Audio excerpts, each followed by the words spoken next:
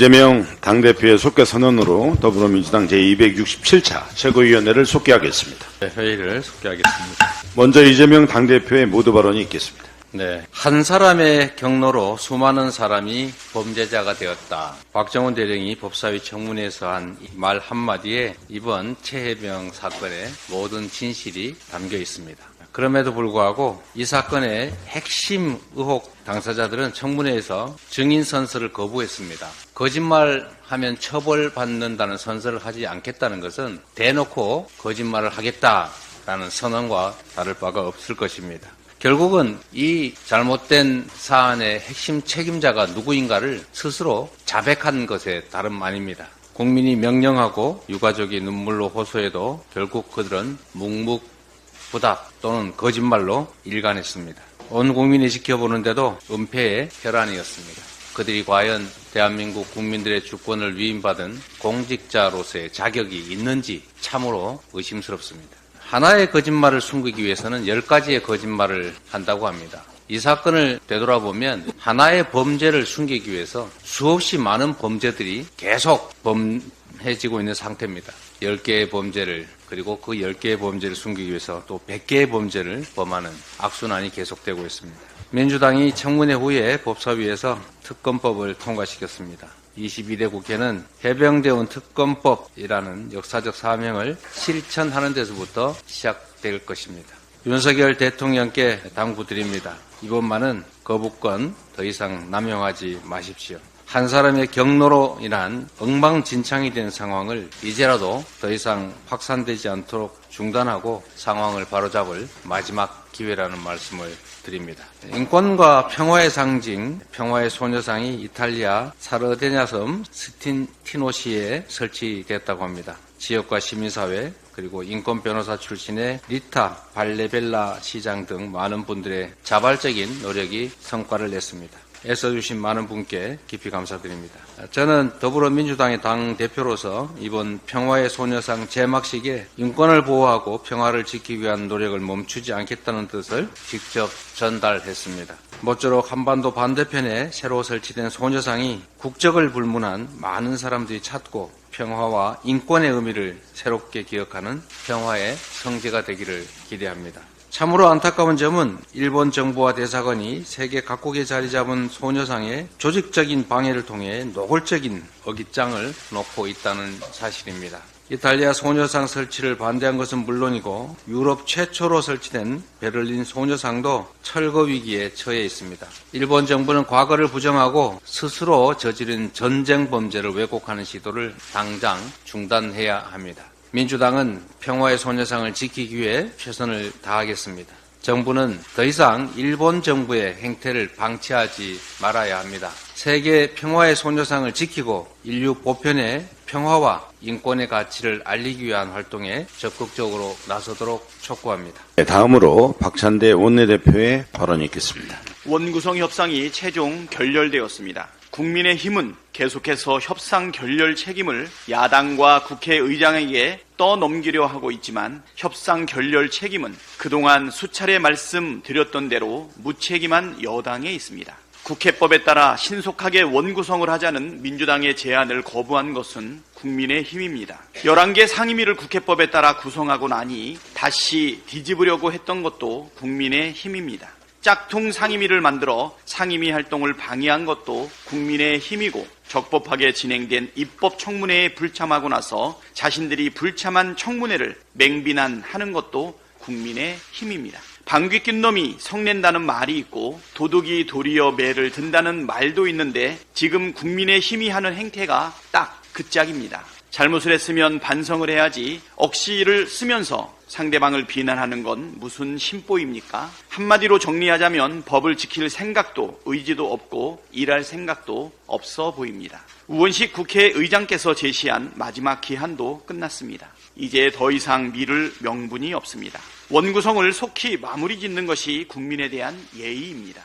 국회법에 따라 교섭단체 대표연설과 대정부 질의도 이번 임시회 회기 내에 진행해야 합니다. 한반도에 심각한 안보 위기가 조성되고 있고 동해 유전 개발에 대한 중대한 의혹들이 제기되고 있습니다. 민생 현장에서는 소상공인과 자영업자들의 고통이 하루가 다르게 커지고 있습니다. 국회를 하루빨리 정상화하는 것이 국민을 위한 길이고 나라를 위한 길입니다. 국민의 힘은 억지는 그만 부리고 집권 여당답게 행동하십시오. 문호동 불법 파업을 그만두고 즉시 국회로 복귀하십시오. 국회가 해야 할 일이 태산같이 쌓여 있습니다.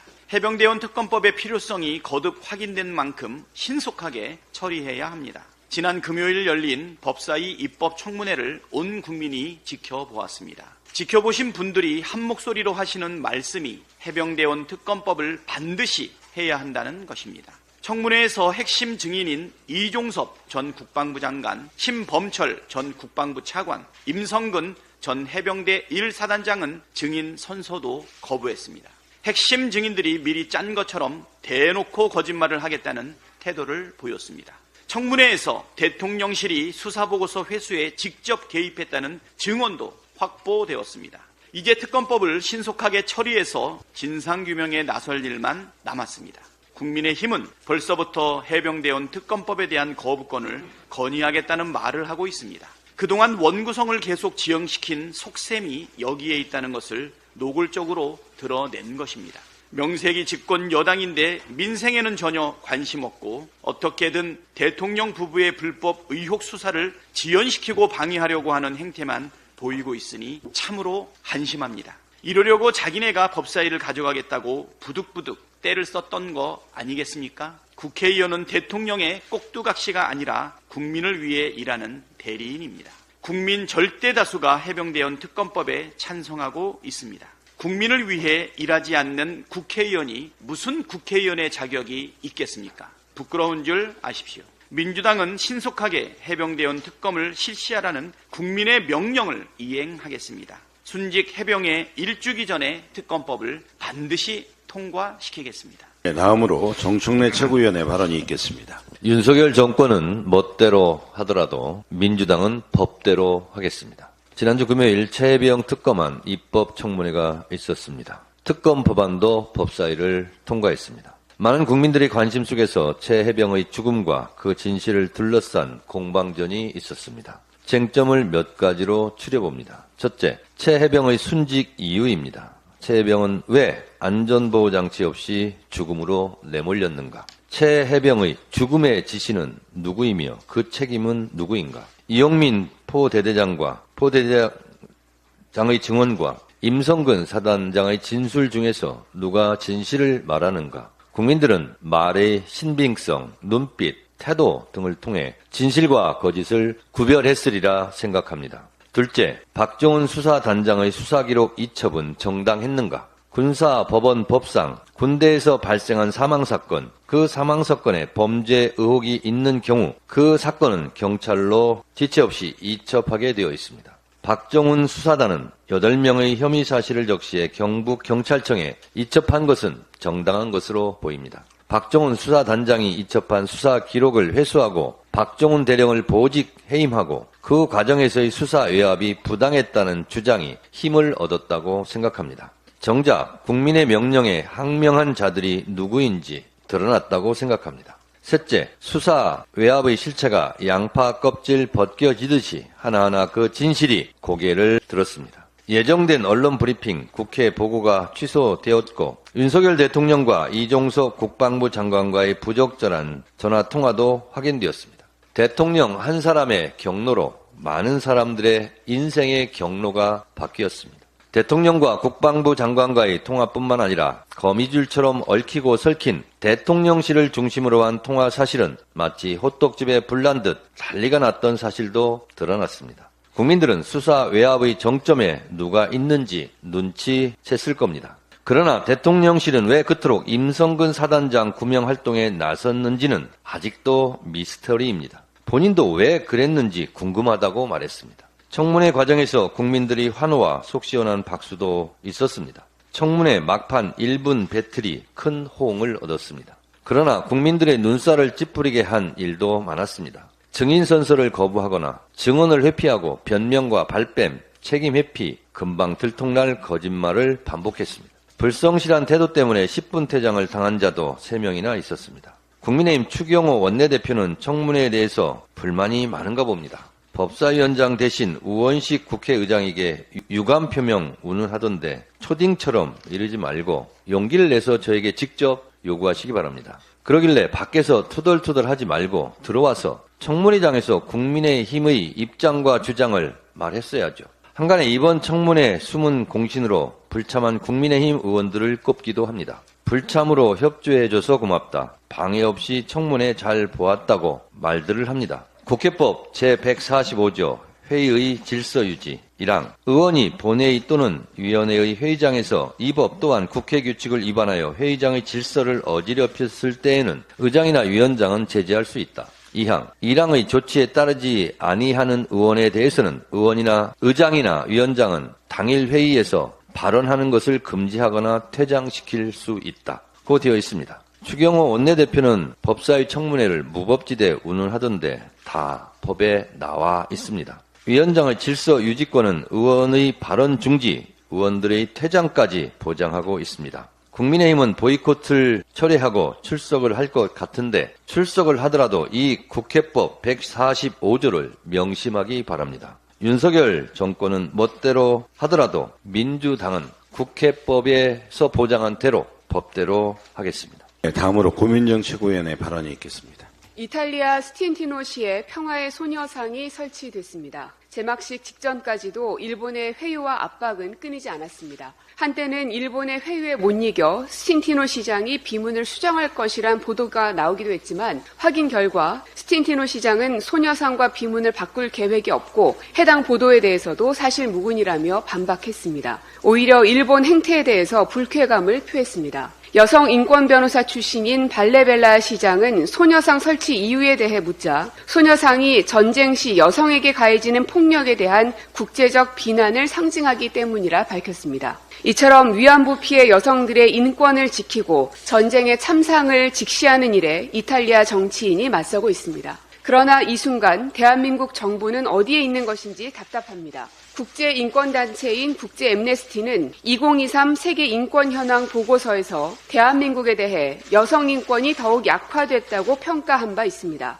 여가부 폐지 추진, 여성폭력 방지 및 피해자 지원 예산 대폭 삭감 등이 여성인권 후퇴의 근거로 제시됐습니다. 국제사회의 평가만 이런 것이 아니라 우리는 매일 윤석열 정부 인사들의 반인권적 행태를 목도하고 있습니다. 대통령이 임명한 현직 위원인 이충상은 인권위로부터 혐오 표현을 썼다는 지적을 받는 사상 초유의 일이 발생했고 김용원 인권위 위원은 지난주 국회 내에서 고성과 삿대질로 퇴장 조치를 당하기도 했습니다. 윤석열 정부의 인권 수준을 보여주는 대표적인 인물과 사건들입니다. 윤석열 정부 들어 경제위기, 안보위기는 물론 언론 자유 지수와 인권 지수 하락으로 국격마저 떨어진 지 오래입니다. 그러나 더 이상 국제사회에서 스스로 인권을 무너뜨리는 국가는 아니었으면 합니다. 이탈리아의 소녀상만큼은 지켜낼 수 있도록 이탈리아 시장이 아닌 대한민국 대통령의 역할을 기대합니다. 다음으로 서영교 최고위원의 발언이 있겠습니다.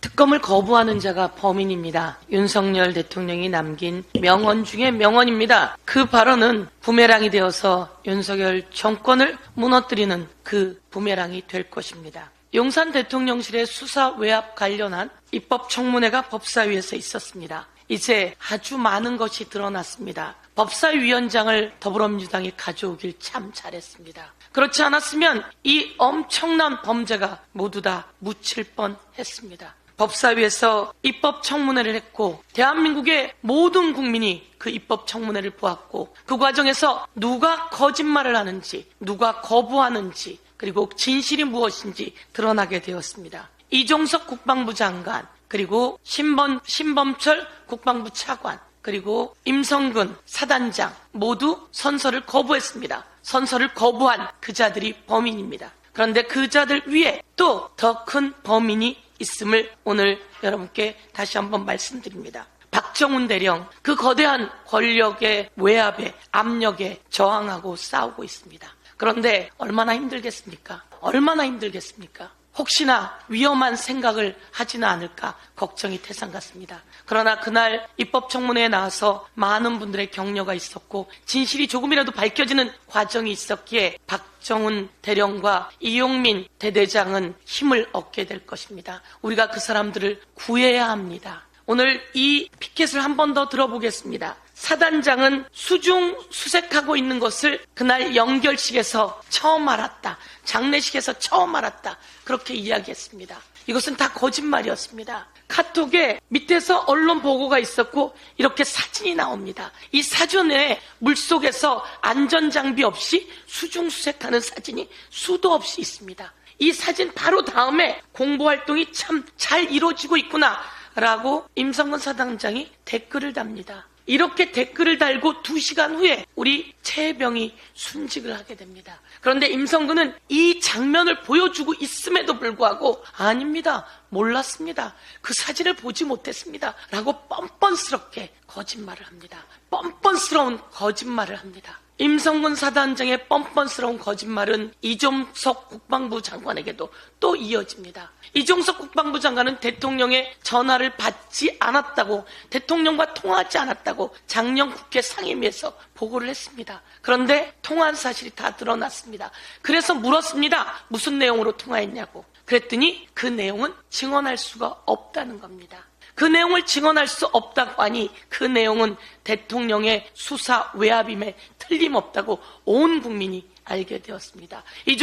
이종섭은 증언을 거부했지만 그것이 대통령의 외압이었구나라고 하는 것을 온 국민이 알게 되었습니다. 이종섭은 또 뻔뻔스럽게 거짓말을 했습니다. 제가 그 사건 이첩 보류를 지시했습니다. 그것은 합법적입니다라고 했는데 그것은 모두 다 불법입니다. 그리고 그 지시를 하면서 혐의 내용과 혐의자를 빼라라고 이야기를 합니다. 혐의 내용과 혐의자를 빼라고 했는데요. 혐의자 중엔 임성근 사단장이 들어가 있습니다. 혐의자에. 그런데 혐의자를 빼라고 했지 임성근을 빼라고 한 적이 없습니다. 하고 대놓고 거짓말을 해대고 있습니다. 이런 사람이 대한민국의 국방부 장관이었으니 대한민국 안보가 정말 위태로운 상황이다 말씀드리겠습니다. 마지막 가장 중요한 일이 있습니다. 국방부 장관은 자신이 했다고 이야기를 하지만 대한민국 국민이 자신이 한 게 아니라는 걸 다 알고 있습니다. 대통령이 시켰고 대통령이 시키는 걸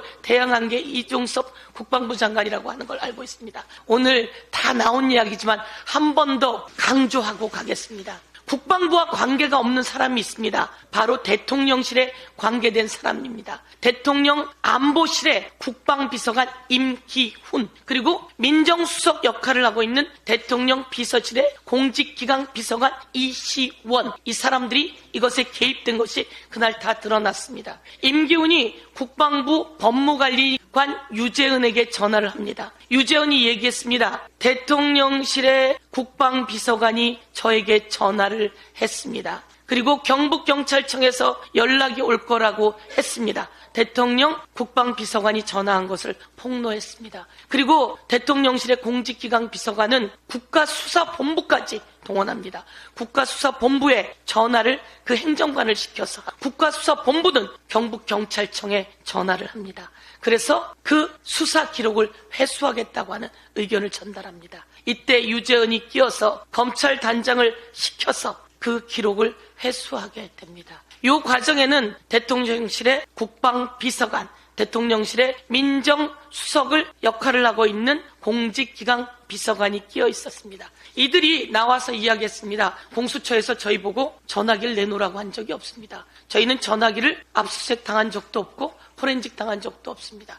라고 얘기했습니다. 이 둘이 완전하게 키입니다. 이 두 사람이 대통령실의 관계자로 회수하는 것에 관여했고 여기에 국가수사본부가 동원되었고 경북경찰청이 동원되었습니다. 이 엄청난 국정농단, 국기문란, 안보농단을 국민 여러분께 단단히 확실하게 고발하면서 이에 대한 조사, 공수처가 확실하게 대통령 핸드폰부터 압수수색하고 포렌식 하십시오. 그리고 대통령실 관계자들 핸드폰 압수수색하고 포렌식 하십시오. 그래서 이 내용을 특검으로 낱낱이 밝혀내 정의를 바로 세우겠습니다. 이상입니다. 네, 다음으로 장경태 최고위원의 발언이 있겠습니다. 영상부터 보시겠습니다. 예, 영화 베테랑의 주요 장면입니다. 이 내용은 당신이 생각해도 이상하지 않아? 그냥 미안합니다 한마디만 하면 될 일을 왜 이렇게까지 키우고 있지? 라는 표현이 등장합니다. 저도 법사위원으로서 청문회를 하는 내내 도무지 이해가 가지 않았습니다. 어떻게 전 정권의 고위 공직자가 모두 동원되어서 이렇게까지 사안을 크게 키울 수가 있습니까?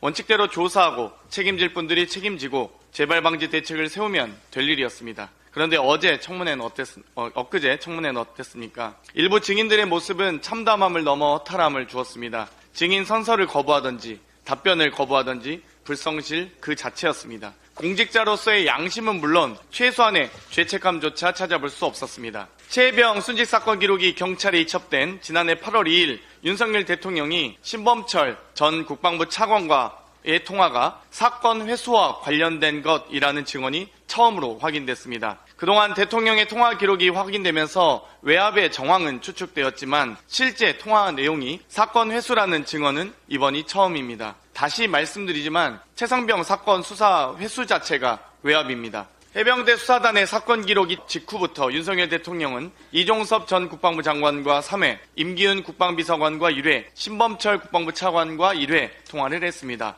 그리고 적어도 신범철 국방부 차관과의 통화는 사건 회수와 관련된 것임이 밝혀진 것입니다. 또한 임기훈 대통령실 국방비서관이 유재은 국방부 법무관리관에게 경북 경찰한테서 전화가 올 거다라는 말을 해줬다는 사실도 새롭게 밝혀졌습니다. 이후 7분 뒤에 유재은 국방부 법무관리관은 경찰청 수사부장에게 전화를 걸었습니다. 그리고 바로 즉시 이첩이 결정됐습니다. 이 통화 전에 윤석열 대통령이 임기훈 국방비서관에게 4분 51초 동안이나 통화했었습니다. 대통령이 직접 전방위적으로 사건 외압을 한 사실이 확인되고 있습니다. 통화가 사실이라면 탄핵 사유입니다. 이제 최혜병 특검법은 누구도 막을 수 없습니다. 국민과 함께 끝까지 최혜병의 억울한 죽음을 밝히겠습니다. 수원지검은 불법 면회에 보석까지 알선했습니까? 쌍방울 주가 조작 사건 핵심 피의자인 안부수 전 아트협회 회장이 쌍방울로부터 주택을 제공받은 이후 기존 진술을 뒤집었다는 증인 매수 의혹에 이어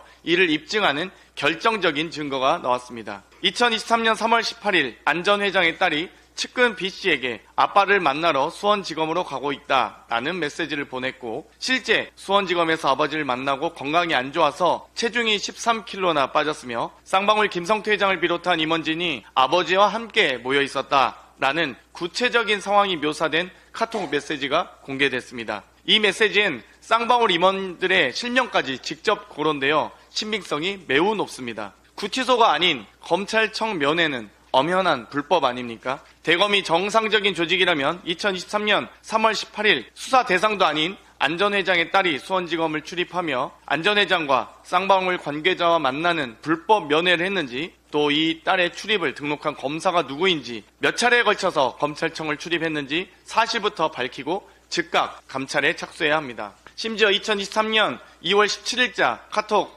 자료에서는 아빠가 검찰과 보석으로 합의를 봤어 라는 내용까지도 확인할 수 있습니다. 진술 조작, 증인 매수, 회유에 이어 보석 합의까지 검찰의 사건 조작과 관련된 진실을 끝까지 밝히겠습니다. 이상입니다. 네, 다음으로 전은수 최고위원의 발언이 있겠습니다. 네. 한나라의 국방부 장관, 국방부 차관, 해병대 사단장을 했던 사람들이 향후 수사나 재판에 영향을 끼칠 수 있다며 본인들의 증인 선서를 거부하였습니다. 수사 과정이든 재판 과정이든 청문회 과정이든 일관되게 진실만을 말한다면 상관없지 않습니까? 특히나 이 사건은 수사 과정에서 사단장 한 명을 빼내려고 했던 대통령 수사 외압 사건입니다. 기본적인 수사가 제대로 이루어지지 못했고 계속 진실을 무마하려고 했던 상황에서 이루어진 청문회입니다. 증인 선서까지 거부한다는 것은 무언가를 숨기겠다, 진실을 말하지 않겠다는 태도라고 볼 수밖에 없습니다. 1988년 전두환, 2013년 원세훈, 2017년 조윤선, 2024년 이종섭, 신범철, 임성근, 진실이 제대로 밝혀지지 못하고 있는 과정에서 국정조사 청문회에서 증인 선서를 거부한 후 법으로 응징받을 우리 역사는 기억할 것입니다. 청년들 저출생 가지고 국가 비상사태, 저출생이 문제가 아니다. 청년들은 당장 살아가고 있는 공간에서 지옥 같은 일들을 겪고 있다. 23일인 어제 100억대 전세 사기 피해를 입은 청년들이 기자회견을 했는데요. 저출생이고 뭐고 지금 당장이 지옥이라는 말에 저 역시 마음이 울컥했습니다. 피해자 평균 93년생, 계약 당시 만 26세의 청년들이 10년 동안 모으고 대출까지 받은 전세 자금으로 사기를 당하면서 유학을 포기하고 결혼을 포기하고 삶을 포기하려 하고 있습니다. 전세 대출을 받은 피해자의 절반은 중소기업 취업 청년, 전세 보증금 대출 또는 청년 전용 버팀목 전세 자금 대출을 이용했다고 합니다. 이런 전세 사기 대출 도저히 개인의 책임으로 보기 어렵습니다. 대통령님, 만들어진 간담회 민생 토론회가 아닌 눈물 어린 청년들의 기자 간담회에 함께 해주십시오. 정부가 어떤 역할을 해야 하는지 분명 아시게 될 거라 생각합니다. 우리 민주당은 그 아픔들을 꼭 보듬어 나가도록 하겠습니다. 개식용 종식법, 이것을 대통령실에서 일명 김건희법으로 자화자찬하며 발표하고 있습니다. 더군다나 김건희 여사는 김건희법보다 디올백, 도이치모터스 주가 조작, 양평 고속도로로 인한 김건희 특검으로 더 크게 인식되어 있는데요. 조용히 내조하겠다던 모습에서 벗어나 이제 법안명으로까지 활동하며 이미지 세탁하시겠다는 건가요?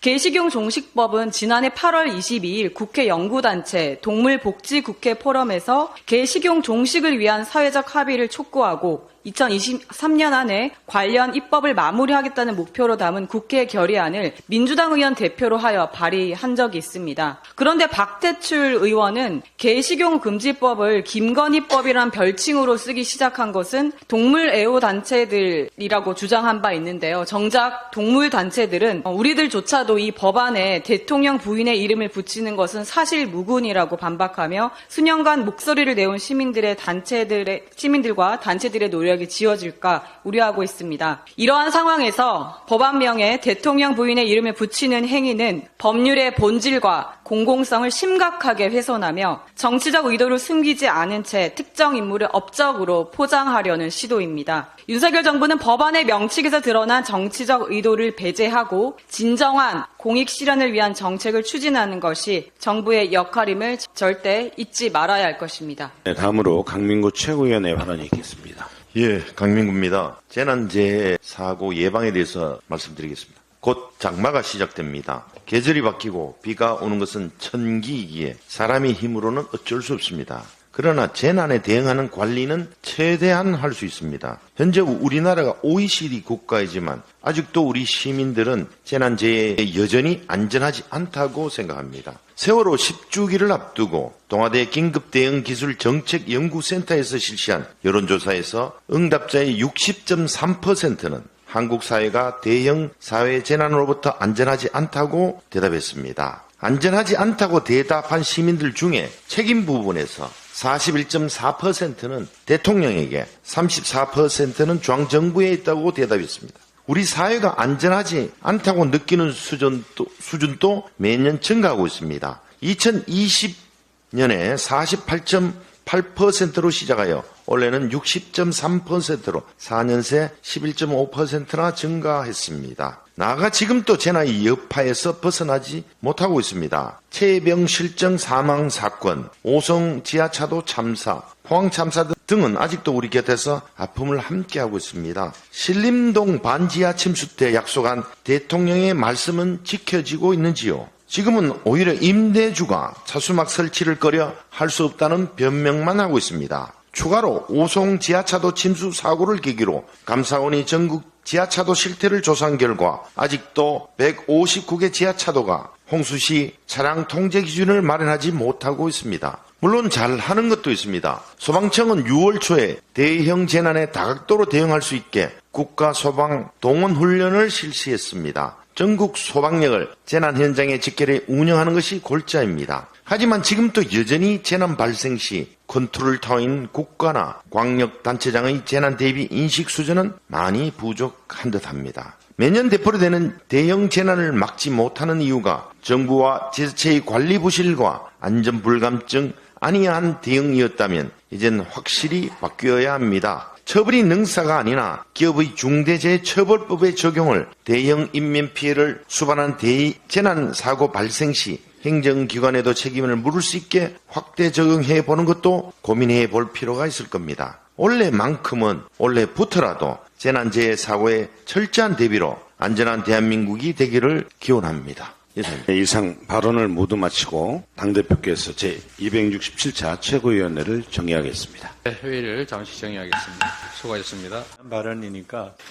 네, 그럼 지금부터 이재명 당대표의 사임에 따른 기자회견을 간략하게 진행하도록 하겠습니다. 먼저 이재명 대표의 말씀이 있겠습니다. 네, 조금 전 최고위원회의를 마지막으로 더불어민주당의 당대표직을 사임하게 됐습니다. 짧다면 짧고 길다면 긴 시간인데 우리 최고위원님들의 협조 그리고 우리 당직자들의 헌신 덕분에 지금까지 우여곡절이 많긴 했지만 무사히 임기를 계속했던 것 같습니다. 참으로 말로 형언하기 어려운 상황 속에서 하루하루를 버티고 계시는 우리 국민 여러분, 정말로 민생도 어렵고 경제도 어렵고 또 그 와중에 비무장지대에서 경고 사격이 벌어지는 바로 지금 이 순간에 전쟁이 벌어져도 이상할 것이 없을 만큼 한반도 안보 역시도 매우 불안한 가운데 우리 국민 여러분께서 얼마나 걱정과 근심 그리고 고생이 많으십니까? 대한민국의 정치를 책임지고 있는 정치인의 한 사람으로서 깊은 책임감과 죄송한 마음을 가지고 있습니다. 빨리 가려면 혼자 가고 멀리 가려면 함께 가라 이런 말이 있습니다. 국민들과 나라가 당면한 거대한 이 위기 앞에서 과연 민주당과 저 이재명은 어떤 길을 가야 할 것인지를 깊이 고민하겠습니다. 가장 중요한 것은 이 험난한 폭풍우 같은 현실의 한가운데서 오늘도 힘겨운 하루를 감내하고 계시는 우리 국민과 함께 대한민국의 이 위기를 어떻게 하면 극복하느냐일 것입니다. 잠시 후에 하게 될 더불어민주당의 전당대회는 의례적인 당원들의 축제가 아니라 희망을 잃어버린 많은 국민들께 새로운 희망을 만들고 또 새로운 미래를 여는 중요한 모멘텀이 돼야 됩니다. 길지 않게 고민해서 저의 거취를 결정하겠다는 말씀을 드립니다. 그동안 도와주신 많은 분들께 진심으로 감사의 말씀을 드립니다. 네, 앞서 말씀드린 대로 오늘은 사임의 변을 밝히신 거기 때문에 우리 기자님들 한 두 분만 질문 받도록 하겠습니다. 소속사와 성함 말씀해 주시고 전해 주시면 되겠습니다. 네. 조만간 결정하게 될 텐데 지금으로서는 당이 자유롭게 지금 당의 상황을 정리하고 판단하고 전당대회를 준비할 수 있게 하는 것이 바람직할 것이라는 생각 때문에 일단은 제가 대표를 사퇴하고 상황을 좀 지켜볼 텐데 아무래도 출마를 하지 않을 것으로 확정했다면 사퇴하지는 않았을 것 같습니다. 네. 네, 다음 질문 받겠습니다. 네. 네. 네, 그런 실무적인 문제는 우리 당에서 브리핑 아마 할 텐데 당은 당규상 지금 60일이 아니 남았기 때문에 아마도 전당대회가 끝날 때까지 원내대표 박찬대 원내대표가 직무대행을 하게 될 것 같습니다. 최고위원들은 역시 당은 당규에 따라서 그 직을 그대로 유지하게 됩니다. 네, 한 분만 더 받겠습니다. 네. 신화일보 기자입니다. 아까 말씀하실 때 출마하지 않으실 거라면 사퇴 안 하실 거라 말씀하셨는데 그러면 출마 선언 언제 하실 건지 계획? 좀 조금만 시간을 주시죠. 네. 네, 그럼 이것으로 마치겠습니다. 네, 양해해 주시고요. 네, 말씀하십시오. 네. 그럴까요? 네. 누가 그런 말씀을 하십니다. 사실 개인적으로 또 당이나 전체 입장보다 제 개인의 입장을 생각한다면 여러분 모두가 생각하시는 것처럼 지금 상태로 임기를 그대로 마치는 게 가장 유리할 겁니다. 그 점에 대해 객관적으로 상황이 그렇다는 점에 대해서 누구도 부인하지 않을 겁니다. 얼마 전까지만 해도 연임 얘기를 할 때는 저도 사실 웃어넘겼는데 상황이 결국은 웃어넘길 수 없는 상황으로 전개됐던 측면들이 있는 것 같습니다. 이런 점들을 다 종합해서 국민의 입장에서 대한민국 정치에 어떤 게 더 바람직한지를 우선해서 개인적 입지보다는 전체를 생각해서 결정해야 된다는 생각이 들었습니다. 네, 감사합니다. 그렇습니다. 네.